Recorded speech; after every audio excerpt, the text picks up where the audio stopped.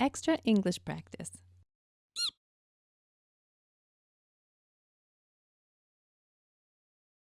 Hey everyone! In this video we're going to do some more pronunciation. We're going to focus on word stress. In order to talk about word stress, we need to review syllables first. So remember that words in English are made up of syllables. A syllable is a little unit that always contains a vowel sound. So for example, my name Larissa has 3 vowel sounds and 3 syllables, Larissa. And Misha has 2, Misha. Word stress talks about the syllable which is emphasized more strongly or more loudly. So in my name, it's the second syllable that is stressed. My name is Larissa, not Larissa. Who's that? Or Larissa.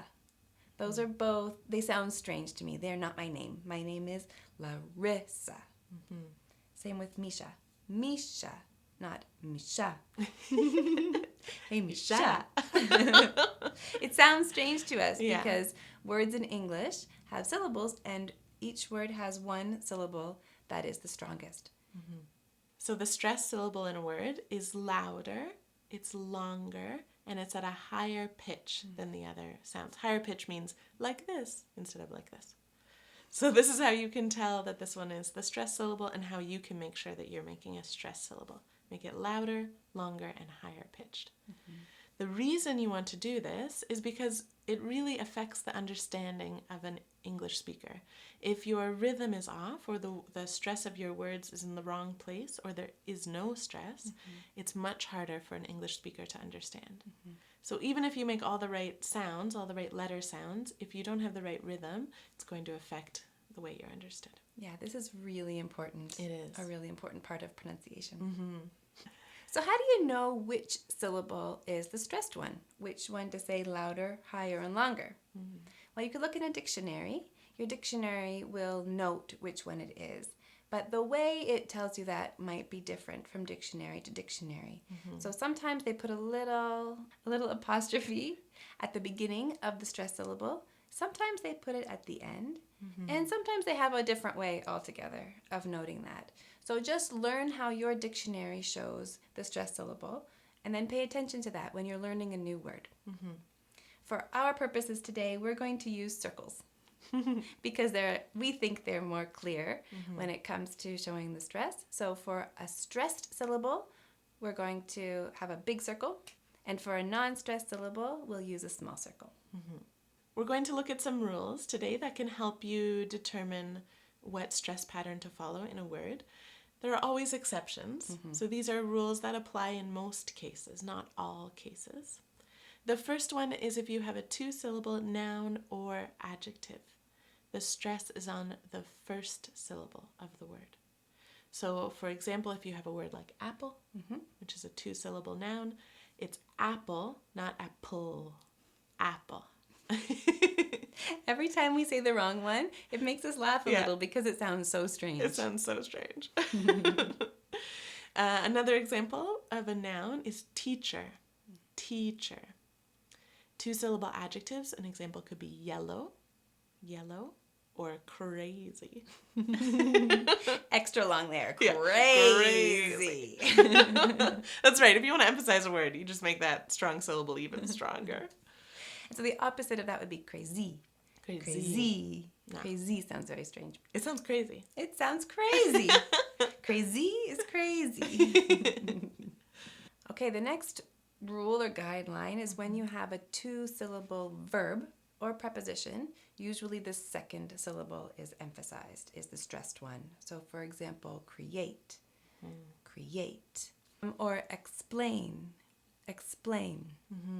And for prepositions, behind, not behind, behind, and inside, inside. The next rule is if you have compound nouns. So a compound noun is a word that is made up of 2 smaller words, 2 smaller nouns.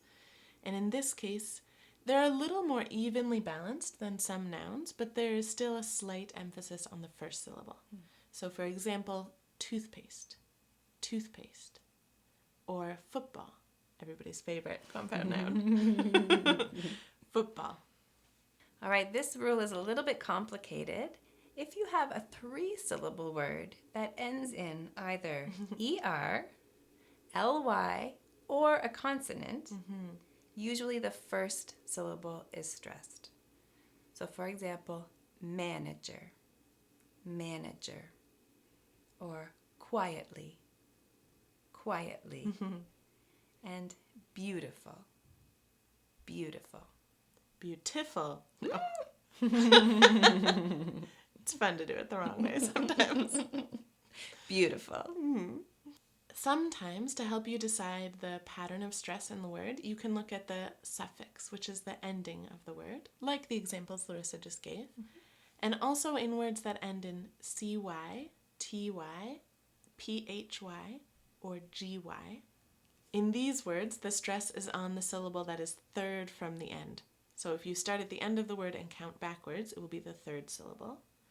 So for example, hypocrisy, hypocrisy, or charity, charity, or geography, geography, and geology, geology. Another pattern is 3-syllable words that end in EE or EER. In this case, the emphasis is on the last or third syllable. So for example, employee, or referee, volunteer, or engineer. And the last rule that we have today is when you have a word that ends in shun, so SION or TION, or the suffix ic, IC, then the syllable that comes directly before this suffix is the stressed one. So for example, confusion, confusion, transportation, transportation, graphic, graphic. So remember that these are rules, but there are many words that don't fit into any of these categories. So if you encounter a word that doesn't end in ION, or for example, or doesn't fit any of these, just listen to somebody pronounce it, a native speaker, like listen for the stress, or look it up in your dictionary. Okay, we are going to play a game. This game is called Snap, so syllable snap. What will happen is Larissa and I will both hold up a word, so each of us will hold up one word. And if the word has the same pattern of stress, so maybe big, small, small, or small, big, small, if this pattern is matching, then whoever shakes this thing first gets to keep all the cards.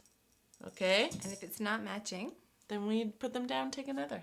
and if it's not matching and we shake, Then we, I don't know, lose all our cards? we lose a point. We or lose a something. point. We lose a point. It won't happen. We might, I don't know, we might. You can watch and see. Okay, ready? Yes, I'm ready. Now, No. Operate. condition.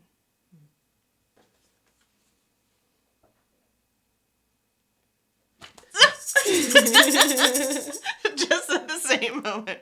She's so quick. Ambitious. Dramatic. Same. Oh. She's so much quicker. Good job, good job. Oh, Museum. specific. Good one. Chemical. Tolerant.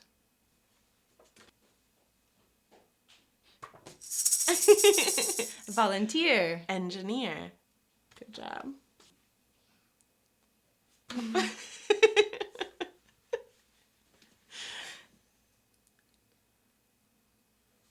Lemonade.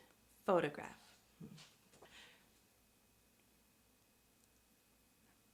Referee. Delicious.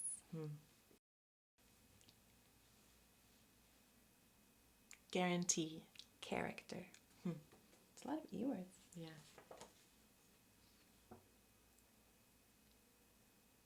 Nope.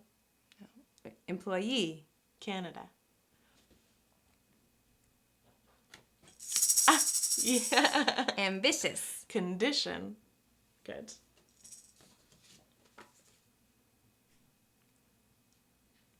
Tolerant. Museum. I like the different colors. Yeah, me too. Canada. I almost shook it. And I thought we were both doing it. Okay, Canada. Specific.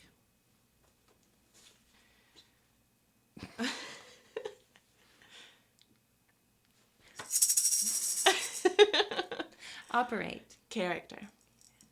Okay, so to practice, we're going to show you these words that we played our game with, and you decide which column each word goes into.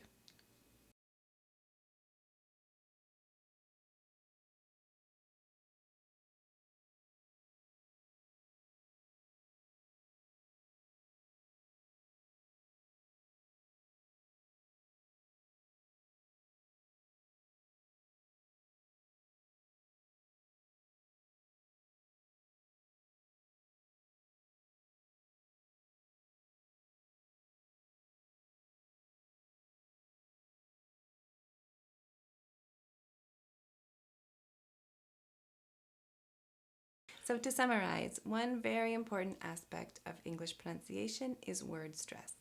Remember that each word has one syllable which is pronounced more loudly, more clearly, more strongly, at a higher pitch. So when you're learning a new word, remember to pay attention to the syllable stress, or the syllable which is stressed, so you can learn that along with the meaning, and then practice speaking by emphasizing the syllable that is stressed. All right, thanks for watching this video by Extra English Practice. Whoa. Extra English practice. Yeah, that sounds better. You can subscribe for more. Blink, blink, blink. Blinky. Blinky.